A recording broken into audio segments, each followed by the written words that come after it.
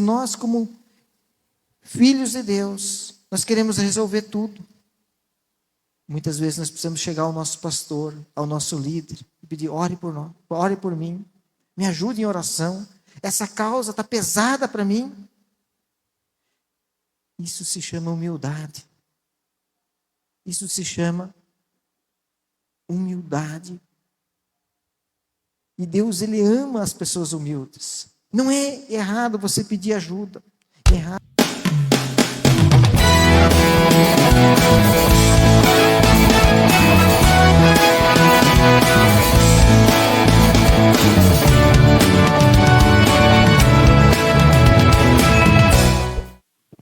Todos me conhecem, sou pastor Jair, da comunidade Embaixadores de Cristo de Caetano Mendes, e coube a mim a propósito que eu estivesse aqui hoje, trazendo uma palavra. Eu queria compartilhar com a amada igreja uma palavra que está em Êxodo 18:13. Êxodo 18:13. Que eu gostaria de compartilhar com a amada igreja aquilo que Deus falou ao meu coração. A palavra do Senhor diz: e aconteceu que, ao outro dia, Moisés assentou-se para julgar o povo. E o povo estava em pé, diante de Moisés, desde a manhã até a tarde. Deus dá estratégia para Moisés. Quando Jetro viu tudo o que Moisés estava fazendo, perguntou: por que você está agindo assim? Por que está resolvendo sozinho os problemas do povo, com todas essas pessoas em pé ao seu redor, desde a manhã até a noite? Moisés respondeu: eu tenho que fazer isto porque as pessoas vêm falar comigo para saber o que Deus quer.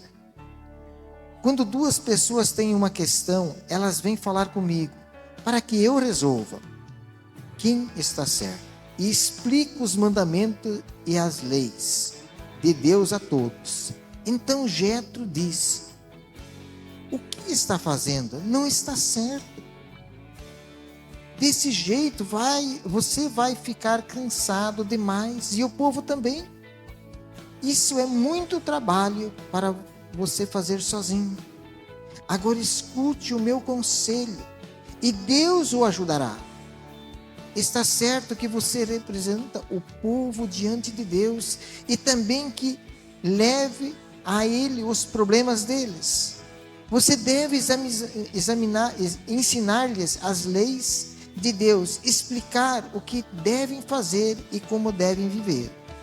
Mas você deve escolher alguns homens capazes e colocá-los como chefe do povo, chefes de 1.000, de 100, de 50 e de 10. Devem ser homens que temam a Deus, que mereçam confiança e que sejam honestos em tudo. Serão eles que sempre julgarão as questões do povo. Os casos mais difíceis serão trazidos a você. Mas os mais fáceis, eles mesmos poderão resolver. Assim será melhor para você, pois eles o ajudarão nesse trabalho pesado. E se você fizer isso, e se for essa a ordem de Deus, você não ficará cansado, e todas essas pessoas poderão ir para suas casas com as suas questões resolvidas. Moisés aceitou o conselho de Jetro e escolheu homens capazes entre todos os israelitas. Ele os colocou como chefes de 1.000, de 100, de 50 e de 10. Eles sempre julgavam as questões do povo, resolvendo as mais fáceis e trazendo para Moisés as mais difíceis. Então Moisés se despediu de Jetro e Jetro voltou para casa. Curve mais um momento a tua cabeça, vamos ter mais um momento de oração. Senhor, nosso Deus e Pai, nós acabamos de ler a santa palavra. Senhor, ministra essa palavra em nossos corações. Revela a tua santa palavra. Que ninguém saia daqui da mesma forma que adentrou, mas sim renovado, transformado, curado, transformado pela ação poderosa da tua santa palavra. Anjos ministradores começam a ministrar essa palavra, Senhor.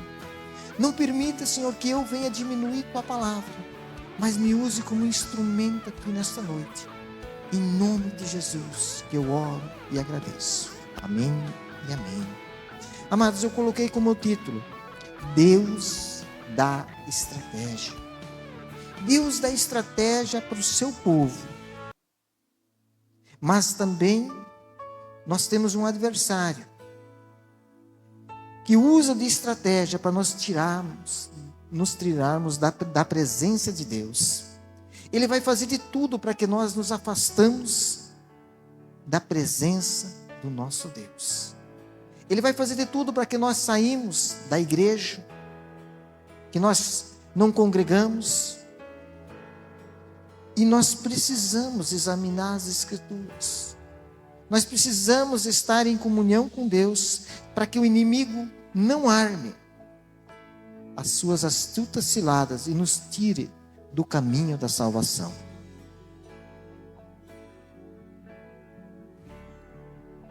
O inimigo, ele tem feito algo contra o povo de Deus, em especial.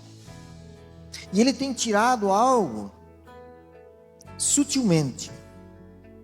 E algo muito importante: o tempo. Parece que o tempo para nós está escasso. Parece que as coisas, cada dia, estão mais difíceis.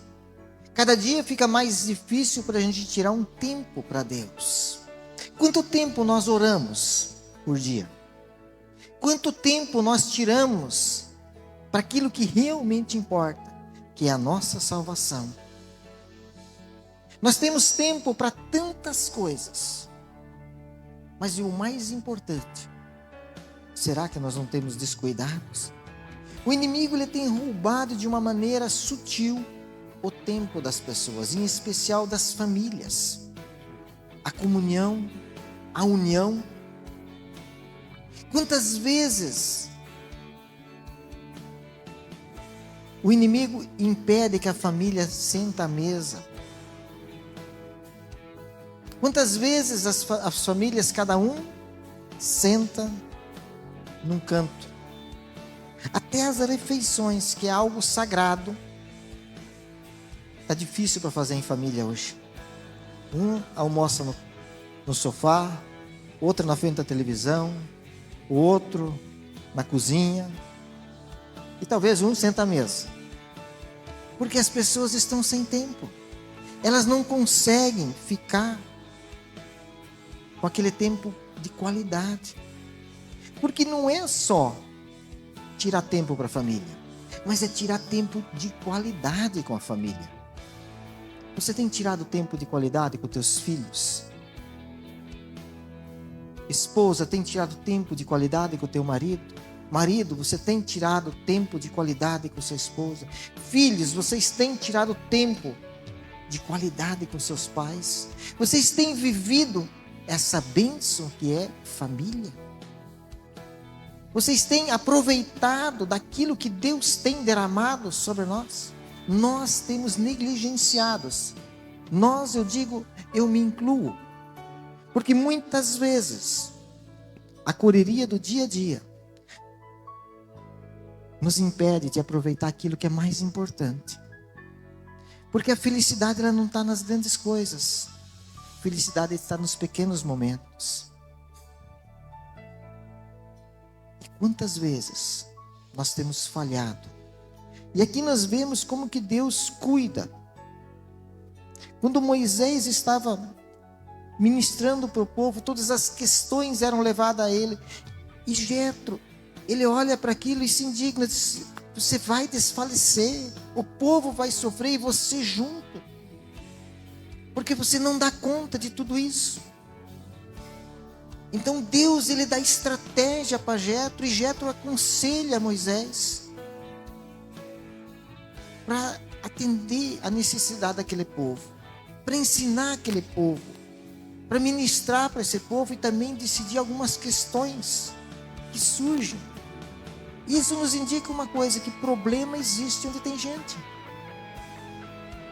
Aquele povo era povo de Deus? Sim. Mas surgia problemas, dificuldades, e alguém precisava aconselhar aquele povo. E Deus dá estratégia para Moisés, para que ele então instrua da maneira certa e delega a autoridade a mais pessoas, para que ele ajude nessa tarefa árdua de aconselhar o povo e resolver os problemas do povo. Mas o que eu queria trazer para a nossa realidade hoje: quanto tempo nós temos tirado de qualidade para Deus? Quanto tempo nós temos passado em comunhão com o nosso Deus? Porque é isso que importa. Tudo que nós fizemos no mundo aqui vai ficar no mundo. Os nossos carros, nossos bens, nossa casa, tudo aquilo que nós construímos aqui vai ficar aqui. Mas tudo o que nós fizemos para o reino vai contar para a nossa eternidade. Tudo que nós fizemos buscando a Deus vai contar para a nossa eternidade, para a nossa salvação. Porque é impossível eu ser salvo sem ter comunhão com Deus. É impossível eu ser salvo se eu não orar, se eu não buscar, se eu não gerar fé dentro de mim. E a fé vem pelo ouvir e ouvir a palavra de Deus. Para isso eu preciso de tempo, eu preciso me dedicar às coisas de Deus. E o maior problema hoje é tirar tempo para nós ter essa comunhão com Deus. Nós estamos quase que nem Moisés, trabalhando muito, se fadigando, e o mais importante não está acontecendo. Trabalhando muito, se dedicando a muitas coisas, mas o mais importante nós estamos deixando de lado. E Moisés, sem perceber, ele não conseguiria atender aquele povo de maneira alguma. Imagine 2 milhões de pessoas. Quantas questões gera isso por dia? Como que Moisés ia tratar de tudo isso? Então Moisés não ia ter tempo. Por mais que ele falasse com Deus face a face, entrasse na presença de Deus, ele não teria tempo. Então Deus envia Jetro e dá uma estratégia para que Moisés comece a buscar ajuda entre pessoas que estão à sua volta. Mas ele fala algo: procure pessoas que sejam idôneas, que mereçam confiança, que sejam honestos em tudo, e eles sim julgarão o povo nas questões menores. Muitas vezes nós também precisamos de ajuda. Muitas vezes nós, como filhos de Deus, nós queremos resolver tudo. Muitas vezes nós precisamos chegar ao nosso pastor, ao nosso líder, e pedir: ore por nós, ore por mim, me ajude em oração, essa causa está pesada para mim. Isso se chama humildade. Isso se chama humildade. E Deus, Ele ama as pessoas humildes. Não é errado você pedir ajuda. Errado é você se fadigar sem buscar ajuda, como Moisés estava fazendo. Sem saber, ele estava se fadigando e fadigando o seu povo, querendo resolver tudo. Tem coisas em nossas vidas que nós oramos e acontece. Tem coisas que nós oramos, repreendemos e o mal vai embora. Mas tem coisas que nós precisamos de ajuda. Tem situações que nós precisamos orar com toda a família. Para isso que nós precisamos estar em união, em comunhão com toda a família. Amados, nós vivemos em nossas famílias as maiores alegrias, mas também choramos as maiores derrotas no seio familiar. Então, tudo gira em torno da família. Então o inimigo sabe disso. Uma família destruída é uma igreja que perdeu um pedacinho. Porque a igreja é constituída por famílias. Então, se Satanás conseguir atacar as famílias, ele vai conseguir reduzir em grande número a igreja. Então, ele sabe como agir. Ele usa também de estratégia para destruir a igreja. Então, ele busca trazer tristeza, angústia, dor no seio da família. Para quê? Para que as pessoas se desanimem. Para que as pessoas fiquem tristes, angustiadas, cansadas. E não vão mais congregar. Porque há divisão dentro da família. Não existe família perfeita. Mas toda família, a Bíblia diz que pode ser um pedacinho do céu quando os princípios de Deus são aplicados nela. Toda família passa por dificuldades. Toda, sem exceção. Mas toda família que entrar na presença de Deus e buscar de Deus e aplicar os preceitos e os mandamentos de Deus, ela é um pedacinho do céu, segundo a palavra. Família não subsiste sem perdão. Família, ela não consegue permanecer se não houver uma atitude de amor no coração das famílias. Um perdoar o outro. Isso é uma regra base. Segundo ponto. Para eu perdoar, eu preciso ter amor no meu coração. Para eu ter amor no meu coração, eu preciso ter o Espírito Santo de Deus. Porque a Bíblia diz em Gálatas 5:15, os frutos do Espírito Santo. E ele começa dizendo, um dos frutos é amor, paz, bondade, benignidade. Então, quando isso é negligenciado, a família passa por problema. Mas quando nós entendemos que nós precisamos dar frutos, e frutos são a base da nossa família, frutos de paz, de alegria, mansidão, domínio próprio, mas ele começa dizendo, o primeiro fruto é o amor. E só tem amor quem tem o Espírito Santo dentro do coração. Só pode perdoar quem tem o Espírito Santo no coração. E perdoar não é sentimento, é decisão. Eu decido perdoar.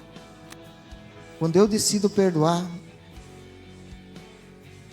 simplesmente é uma decisão. Ah, mas eu não sinto de perdoar. Não é uma questão de sentimento. É uma questão de decisão. Então a palavra fala em Efésios 6, filhos, amai vossos pais. Amai vossos pais. E pais, não provoquem a ira dos seus filhos.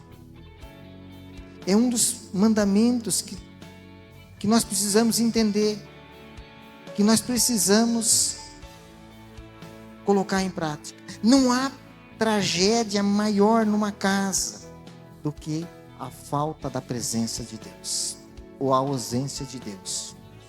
Uma casa que não tem Deus, que não tem a presença de Deus, está fardado ao fracasso. Está fardado às desgraças do mundo. Porque somente uma família que busca em Deus, ela permanece de pé.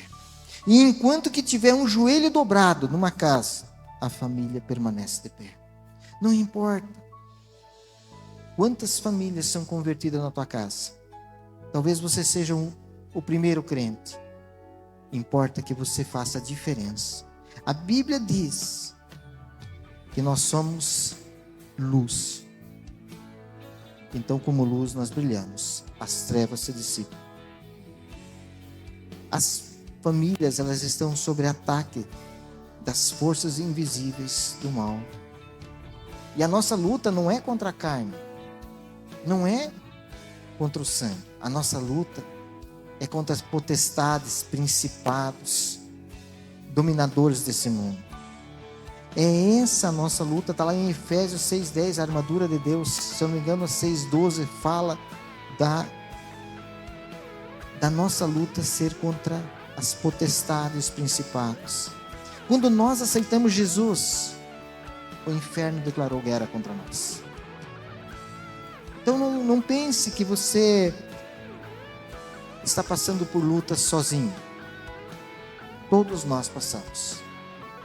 Pastores, líderes, membros. Porque há uma oposição nas trevas contra nossas vidas. Porque nós somos a razão pela qual, a igreja é a razão pela qual o diabo não domina a terra. E a Bíblia tem uma promessa para nós. O inferno não prevalecerá contra nós, contra a igreja do Senhor. Mas para isso nós precisamos permanecer firmes, permanecermos vigilantes. Há uma palavra que diz: vigiai e orai. E se nós não vigiarmos, se nós não orarmos, certamente nós iremos cair. Porque o inimigo, ele arma estratégia também. Se há uma coisa que o inimigo faz, é sempre imitar Deus. Deus deu estratégia para Jetro, para aconselhar Moisés.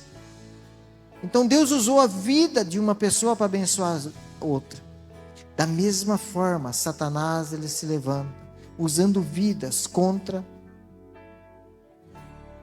as outras pessoas. Ele sempre vai usar uma pessoa para prejudicar. E o que dói mais para nós? Quando ele usa uma pessoa de dentro da nossa casa, ou algum parente próximo. Se ele usar uma pessoa de longe, isso não vai fazer diferença nenhuma para nós. Mas o que dói é quando é de dentro da nossa casa, quando é alguém próximo. E aí nós somos provados, porque é aí que é difícil perdoar. É difícil você passar por cima. É difícil um pai perdoar um filho que o ofende. É difícil o filho perdoar o pai que às vezes o ofendeu. É difícil uma esposa perdoar o marido. É difícil o marido perdoar a esposa. Porque é algo que é próximo. E o diabo às vezes usa de estratégia dessa maneira para destruir, para enfraquecer. Porque é o objetivo dele destruir as famílias na face da terra. Mas nós temos uma palavra que diz que a nossa casa, ela serve ao Senhor. Eu e minha casa serviremos ao Senhor. E eu posso reivindicar essa palavra a hora que eu quiser, porque ela é palavra de Deus. Toda vez que eu declaro a palavra de Deus, toda vez que eu profetizo na minha casa, eu e minha casa serviremos ao Senhor. Eu estou liberando bênção sobre a minha casa, eu estou liberando bênção sobre a minha família. Porque nós temos mais de 8.000 promessas dentro da palavra de Deus, que nós podemos reivindicar, trazer à realidade. Mas para isso eu preciso conhecer a palavra. Só que Deus, ele é fiel à sua palavra. Tudo aquilo que está na palavra se cumpre. Tudo aquilo que está liberado sobre nossas vidas, nós como filhos temos o direito de acessar. Não importa o tamanho da luta que você está passando, importa que você confie no Senhor de todo o teu coração, de todo o teu entendimento, e creia que Ele é fiel e justo, e Ele vai transformar a tua tristeza em alegria. O choro pode durar uma noite, mas a alegria vem pela manhã. Nós somos filhos de Deus e nós temos direito de herança, direito de nós vivermos o melhor dessa terra. Deuteronômio 28 fala: se derem atenção tudo o que o Senhor nosso Deus está dizendo a vocês e se obedecerem fielmente a todos os seus mandamentos que eu lhes estou dando hoje, Deus fará com que sejam mais poderosos do que qualquer outra nação do mundo. Obedeçam ao Senhor nosso Deus, e Ele lhes dará todas essas bênçãos. Deus os abençoará nas cidades, nos campos. Deus os abençoará dando-lhes muitos filhos, boas colheitas e muitas crias de gados e de ovelhas. Deus os abençoará com boas colheitas de trigos e de cevada e com muita comida. Deus os abençoará em tudo o que fizerem. Quando os inimigos atacarem, o Senhor Deus os destruirá na presença de vocês. Eles atacarão juntos, em ordem, mas fugirão para todos os lados em desordem. O Senhor nosso Deus abençoará você em tudo o que fizerem. Ele lhes dará tanto trigo que os seus depósitos ficarão cheios. Ele os abençoará ricamente na terra que está dando a vocês, se obedecerem todas as leis do Senhor nosso Deus e cumprirem todas as ordens. Ele fará com que sejam o seu único povo. Então a bênção de Deus está sobre os seus filhos, sobre a igreja do Senhor, sobre as nossas vidas. A única coisa que impede que essa bênção chegue até nós, se nós desobedecermos a Deus. Nós temos direito a uma herança, nós temos direito de uma vida plena. Mas nós também temos que vigiar e orar para que o inimigo não venha roubar. E uma coisa que ele tem distraído muitos cristãos é roubando o seu tempo. Eu sou do século passado, então posso dizer que sou um pouco mais velho que a maioria aqui. Mas tem alguns cabeça branca aí que nem eu, até um pouco mais experiente. E uma das coisas que me impressiona, porque eu tive a oportunidade de conviver com meu avô. Meu avô já faz alguns anos que descansa no Senhor, e ele me contou de muitas experiências que ele viveu. Eu tive a oportunidade de viver com meu pai no interior, no sítio, e as coisas eram diferentes antigamente. Talvez quem nasceu na cidade nunca teve esse encontro como eu tive com as coisas da roça.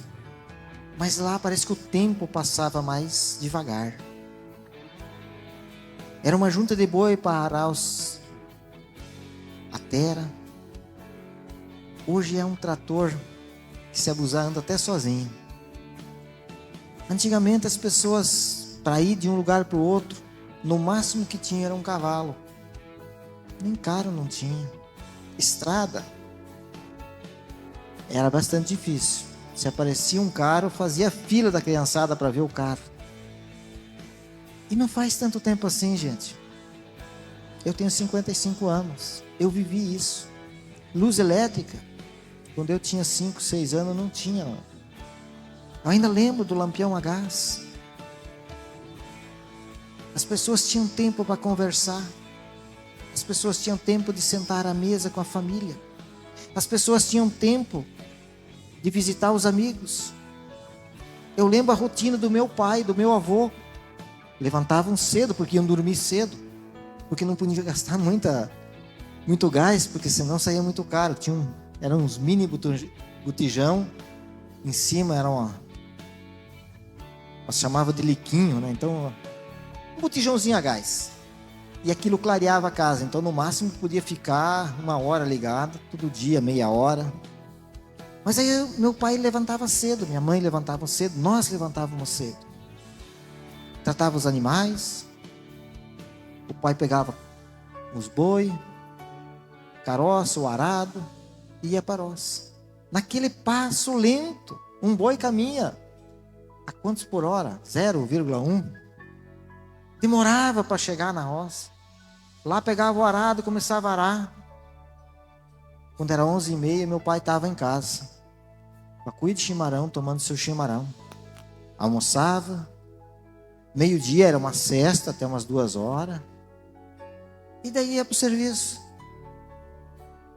Então era uma rotina que produzia, mas assim, bem menos que hoje. Hoje a gente vê, eu moro no sítio ainda, mas o que meu pai fazia em um mês, trabalhando com os boi, eu acho que eu não levo um dia com o trator. Então as coisas, elas estão mais rápidas. Para visitar um parente, pegava carroça, botava o cavalo e ia de carroça. Dá tempo para chegar na casa de alguém. Levava uma semana para visitar e voltar. Hoje se faz mais de 1.000 quilômetros num dia com carro. E as pessoas não têm tempo. Como é que pode? A tecnologia, ela cresceu tanto. Eu ainda sou do tempo aonde cortava lenha com traçador. Batia milho no pilão. E para dizer lá na minha igreja, na nossa igreja, temos um pilão lá para bater uma paçoquinha. Para não esquecer as raízes. Amados, o que aconteceu? Que as coisas modernizaram tanto, mas parece que o povo se perdeu com essa modernidade. A mesa era sentado todos, o pai sentava na cabeceira, os filhos em redor. O pai se servia primeiro, se fazia uma oração. E hoje? Essa geração que está vindo aí me preocupa. Porque esses valores, eles conservavam algumas essências da família. O respeito, a comunhão. E parece que hoje isso está se perdendo. Parece que hoje as pessoas, com toda essa modernidade, com toda essa agilidade, o tempo foi-se embora. Quem hoje tira um tempo de 1 hora para sentar com o vizinho e conversar? O que aconteceu que nós não temos mais tempo? Qual é a nossas prioridades no dia de hoje? Por que essas famílias estão tão divididas? Por que há tantos divórcios dentro da casa de Deus? O que aconteceu com o compromisso que nós assumimos no altar de Cristo? Até a morte os separe. Por que as pessoas estão se separando? Por que as pessoas estão se odiando tanto? Cadê o amor? Cadê a paciência? Cadê a alegria? Parece que quanto mais caminha, quanto mais consegue, quanto mais produz, mais insatisfeito fica. Alguém vai dizer, mas não tinha diagnóstico antigamente, não tinha médico. Mas eu nunca vi uma criança com depressão ou ansiedade na minha geração. No meu tempo de adolescente, pré-adolescente, nunca vi. E hoje criança está com ansiedade. O que está acontecendo? Algo nós estamos fazendo errado. Algo nós temos que repensar. Algo nós temos que ver o que está acontecendo. O inimigo ele tem desanimado as pessoas na igreja. Tem trazido divisão. Tem enfraquecido as pessoas na fé. As pessoas estão mais preocupadas consigo mesmo do que com o próximo. E a Bíblia nos ensina a amar o vosso próximo como a si mesmo. São poucas as pessoas que ainda têm essa essência de olhar para o outro com amor. O inimigo ele quer atingir os nossos lares. Com brigas, discussões. Porque ele sabe que a palavra de Deus, ela diz que um reino dividido ele não subsiste. Uma casa dividida não subsiste. Uma igreja dividida não subsiste. Então ele usa de estratégia. Mas Deus já nos deu toda a estratégia que precisamos e ela está na palavra dele. Está na palavra dele. Todas as soluções que nós precisamos para a nossa casa, nossa família, nossa igreja, nosso convívio social, está tudo escrito. Nunca na história da humanidade a Bíblia foi tão atual como hoje. O que está acontecendo que nós se perdemos na modernidade? Provérbios 22:6 diz: eduque a criança no caminho do Senhor onde ela deve andar. e até o fim da vida ela não se desviará dele. Se tem uma coisa que eu admiro na igreja, é o trabalho infantil com as crianças. Porque o que o inimigo tem feito com as crianças, o que ele tem bombardeado a mente dessas crianças, gente, se nós não trazemos na igreja, se nós não der cobertura de oração, se nós não der um apoio espiritual para nossos filhos e netos, o que vai ser dessa geração? E nós precisamos cada vez mais redobrar as nossas orações e o nosso empenho dos pequeninos, porque hoje eles são o alvo de Satanás. Tem leis diabólicas, tem uma mídia diabólica e tem uns costumes diabólicos que o inimigo lançou na mente e no coração das pessoas, que tem tirado os pequeninos dos caminhos do Senhor. Outra coisa, não deixe o sucesso te afastar de Deus, não deixe o sucesso te afastar da tua família. Muitas vezes nós trabalhamos demais, abraçamos de menos, se preocupamos demais com o ter e esquecemos de ser um bom esposo, um bom pai, um bom filho. Muitas vezes as preocupações das coisas são maiores do que aquilo que realmente importa. Nós devemos que vigiar e orar. Mateus 26:41 diz: vigiai e orai sem cessar.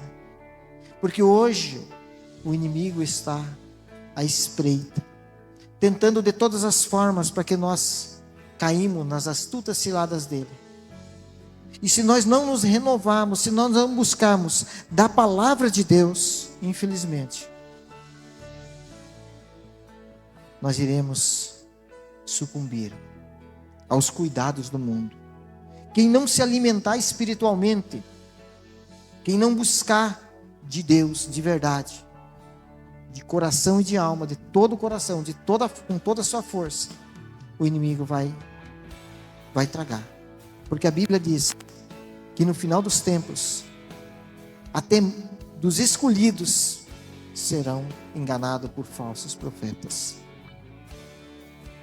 A Bíblia diz, Salmo 119 a 105, a tua palavra é lâmpada para guiar os meus pés e luz que ilumina o meu caminho.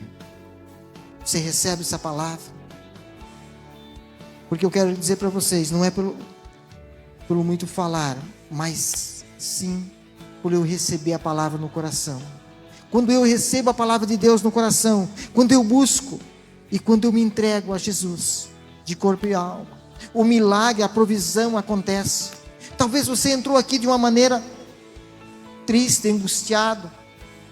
Talvez você tenha algumas preocupações, algumas situações que você não sabe como resolver. Mas eu quero te dizer uma coisa: todas as respostas estão na palavra de Deus. Ore a Deus, peça direção a Deus, peça para o Espírito Santo de Deus, me ajude, me dê direção, me capacite.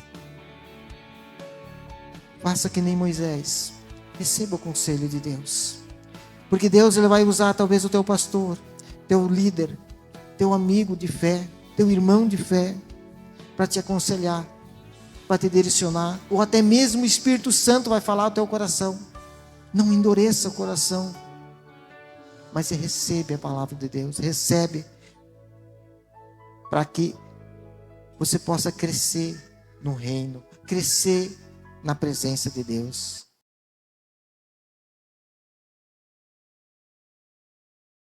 Embaixadores no YouTube. Embaixadores no WhatsApp. Embaixadores no Facebook. Embaixadores no Instagram. E agora no TikTok. Sempre Jesus, Jesus para sempre. Deus abençoando vida através de vida. Glória, aleluia, Senhor.